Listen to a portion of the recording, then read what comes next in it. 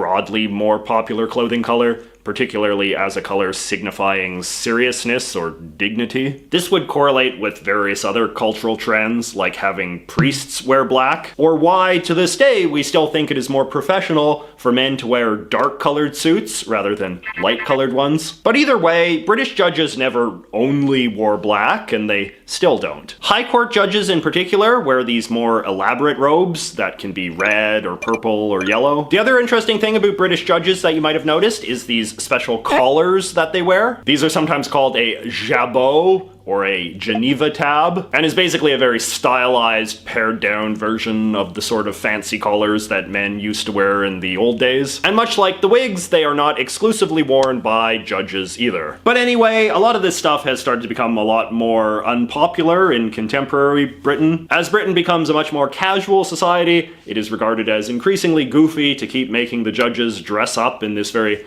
over-the-top, elaborate way, particularly now that so many judges are often women. It's very expensive too, with a lot of people working within the British legal profession coming to resent the power that big wig has over their industry. So in 2008, the British government passed reforms getting rid of the wigs and fancy robes for civil and family court in favor of this simpler outfit. And even in criminal court, it is now only the very short wigs all the time. The long style wigs and the fancy robes are reserved exclusively for ceremonial occasions, like the annual Judges' Parade, which is a real thing. Now, countries that were colonized by Great Britain have generally followed the same evolution of judicial costume as the UK itself, which is to say their judges started off wearing very elaborate robes and wigs, and then phased them out in favor of simpler outfits. In the United States, their judges have never worn wigs and just wear plain black robes with no fancy collar, although women judges sometimes like to mix it up a bit. It does vary a little bit from state to state, however. For example, in the Maryland Court of Appeals, their judges wear red robes and the old-fashioned style collars. In some southern states, they wear gray robes with black stripes. And in Pennsylvania, their judges have these special triangle sash things. Here in Canada, our judges have never worn wigs either,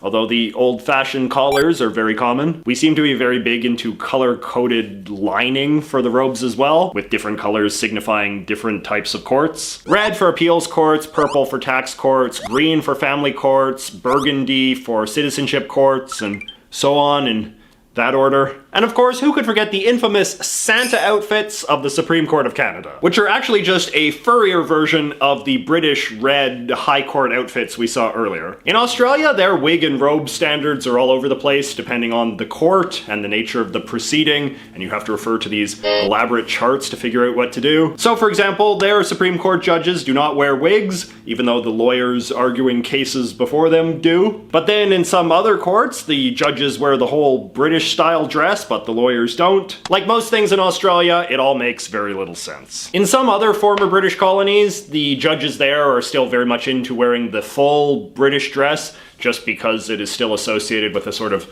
colonial era prestige. So even in African countries like Ghana, Nigeria, Uganda, and Zimbabwe, you'll still see judges wearing elaborate robes and white wigs. But these are very much the outliers. In most other former parts of the British Empire, like India, Pakistan, Malaysia, and Belize, the judges there long ago ditched the wigs and now just wear simple, pared-down versions of the British robes. But that's enough about Britain. What about judges elsewhere in the world? In most other European countries, judges dress quite simply, with a black robe and a white scarf-style collar. If I don't mention a country specifically in the rest of this video, the odds are pretty high they just wear this. But some countries use accessories to keep things interesting. In France, judges wear a belt of blue cloth, and sometimes a little scarf over their shoulder that they call a epotege. On fancier occasions, their judges will wear these robes with the billowy red sleeves. You'll notice that red is a very common color for judicial robes around the world after black. High-ranking French judges, meanwhile, wear these special fur-lined robes over their other ones. And on ceremonial occasions, they go even further with these super fluffy numbers. But the most gimmicky thing about French judges are these little cylindrical hats that they wear, which they call a toque, which is funny to me because in Canada, a toque is what we call a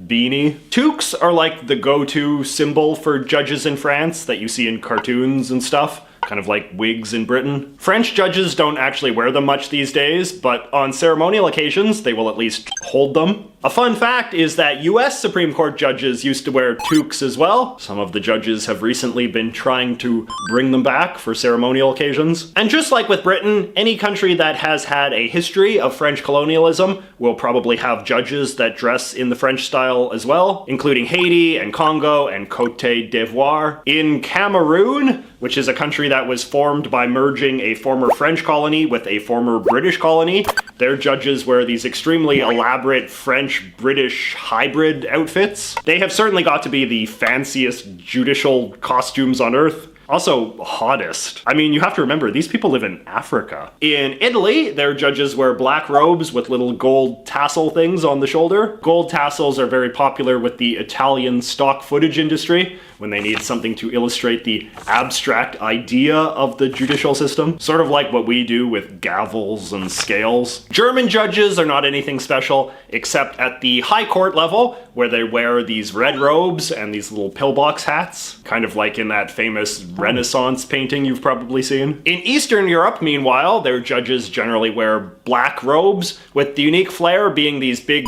gold medallions they wear around their necks. I like this hat that the Chief Justice of the Russian Supreme Court wears. It obviously looks a lot like a graduation cap, but this isn't really as weird as it sounds. In a lot of countries, the robes worn by judges and lawyers are the same as the robes worn by university students on graduation, which kind of makes sense when you think about it. I mean, in both cases, the purpose of the robe is to imply that you have some degree of continuity with a previous generation of robe-wearing elites. So why bother having two different styles then? Indeed, in a lot of countries, judicial costumes are not even distinguished from graduation costumes in the public imagination. Now, sometimes a country will decide that they're just going to make up a brand new judge costume from scratch. Either because their judges have historically never worn anything special, and they now want to go along with the global trend, or because their previous style of judicial costume was problematic for some reason. In post-apartheid South Africa, for instance,